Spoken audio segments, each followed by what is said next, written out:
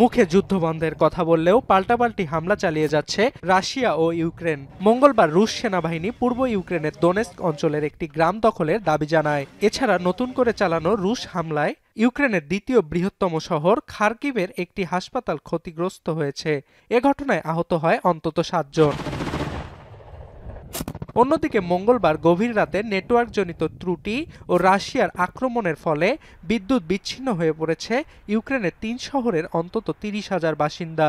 তবে ইউক্রেনের বিরুদ্ধেও হামলার অভিযোগ তুলেছে রাশিয়া। তাদের দাবি, মস্কোর উদ্দেশ্যে ছোড়া 195টি ড্রোন, 6টি হিমার্স রকেট ও 10টি গাইডেড বোমা প্রতিহত করেছে রুশ প্রতিরক্ষা বিভাগ। এদিকে রাশিয়ার প্রেসিডেন্ট ভ্লাদিমির পুতিন ইউক্রেন যুদ্ধ বন্ধে ইচ্ছুক নয় বলে আবারও অভিযোগ তুলেন মার্কিন president Donald Trump. I had a very good relationship with Vladimir Putin, but he just doesn't want to end that war. And I think it's making him look very bad. He could end it. He could end it quickly. এ সময় Trump নিশ্চিত করেন ইউক্রেনের প্রতিরক্ষা ব্যবস্থা ইস্যুতে শুক্রবার তার সঙ্গে যুক্তরাষ্ট্রে সাক্ষাৎ করবেন ইউক্রেনের president Volodymyr Zelensky. I mean, I have the president coming in on Friday, and I know what he has to say. He wants weapons. He would like to have tomahawks. Everyone else wants tomahawks. And we have a lot of tomahawks. তবে গাজা যুদ্ধবিরতির পর Ukraine যুদ্ধ বন্ধে ট্রাম্পের আগ্রহের প্রশংসা করেছে Kremlin.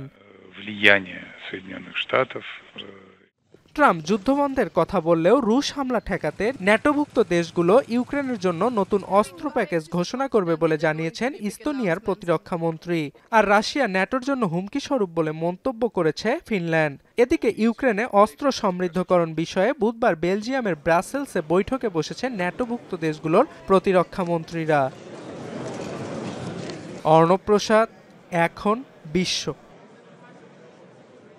Shea butter ও vitamin E সমৃদ্ধ লিলি বিউটি সোপ, তারুণ্যময় উজ্জ্বল ত্বকের জন্য। রিমার্ক,